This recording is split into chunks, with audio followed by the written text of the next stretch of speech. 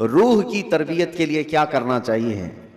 پورے دنیا بھر کے آپ دوسرے مذاہب میں بھی دیکھیں گے، ریلیجنز، وہ لوگ بھی تپسیا کر رہے ہیں، آتما کی شکتی حاصل کر رہے ہیں، الفاظ الگ ہیں، اور وہ پاور آف سول کہتے ہیں کرسچن لوگ، ہندو لوگ آتما کی شکتی کہتے ہیں۔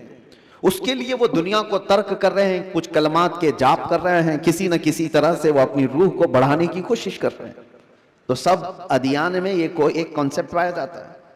میں آپ کو بتاتا ہوں اصلی روح کی طاقت وہ ہے، روح نے اگر اپنے رب کو پہچان لیا تو یہ سب سے بڑی طاقتور ہے۔ اور روح جس وقت اللہ رب العزت کو، اپنے خالق کو پہچان لیتی ہے، تو وہ رب تبارک و تعالیٰ کی قرب پانے کا جو اس کا مقام ہے وہ ولایت کا مقام ہے، اور وہیں سے اس کی طاقت کا اضافہ ہو جاتا ہے۔ ہمیں اس روح کی تربیت کیسی کرنی ہے، روح کی تربیت کیسی ہو؟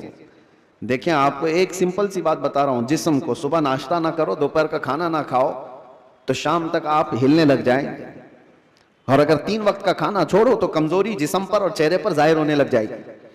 کیوں؟ اس لیے کہ جسم کو بھوک لگتی ہے اور ہم کھانا کھاتے ہیں، اسی طرح روح کو بھی بھوک لگتی ہے۔ روح کی غذا اللہ کا ذکر ہے، ذکر اللہ ہے، اور جب بندہ اللہ کا ذکر کرتا ہے تو اس کی روح تر و تازہ ہوتی ہے۔ اور یہاں تو برسوں سے اللہ کا ذکر ہی نہیں کیا تو کسی کی روح بیمار اتنی ہو چکی ہے کہ اسے کچھ نہیں پتا، صرف چلتا پھرتا ایک لاشا ہے، چلتا پھرتا ایک جسم ہے، روح تو ہے موجود لیکن بڑی کمزور اور بڑی غریب۔ اس روح کو طاقتور بناؤ اللہ کے ذکر سے، ذکر اللہ سے۔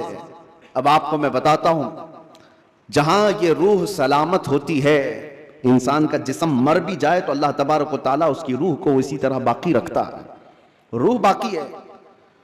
مرنے کے بعد بھی انسان کے جسم کو قبر میں رکھ دیے جانے کے بعد بھی روح باقی ہے، روح باقی ہے۔ اور روح جب تک طاقتور ہے وہ کیا سے کیا کر سکتی ہے، تصرف اللہ تبارک و تعالیٰ اس کو عطا کیا ہے۔ موت کے بعد بھی اولیاء کاملین کی زندگیاں ہم جو دیکھتے ہیں وہ اسی بنیاد پر ہے کہ انہوں نے اپنی زندگیوں میں جسم سے زیادہ اپنی روح کا خیال کیا۔ لوگ اپنی باڈی بنانے کے لیے جو محنت کرتے ہیں کوئی بات نہیں، کتنے کتنے گھنٹوں لوگ جیم کر کے اپنی جسم کو مضبوط بنانا چاہتے ہیں۔ یہ جسم صرف دکھا سکتے ہیں سامنے لوگوں کو، یا کس لیے؟ کہ فٹ رہنے کے لیے۔ کچھ لوگ کسی کو مکہ مارنے کے لیے کر رہے ہیں، لیکن اس کا 10% بھی اگر روح کی تربیت پر توجہ دی جائے تو میرے عزیزوں طاقت و قوت کا یہ عالم ہوگا کہ اولیاء کاملین کی صف میں اللہ تبارک و تعالیٰ آپ کو وہ مقام عطا فرمائے۔ روح کی طاقت کی طرف توجہ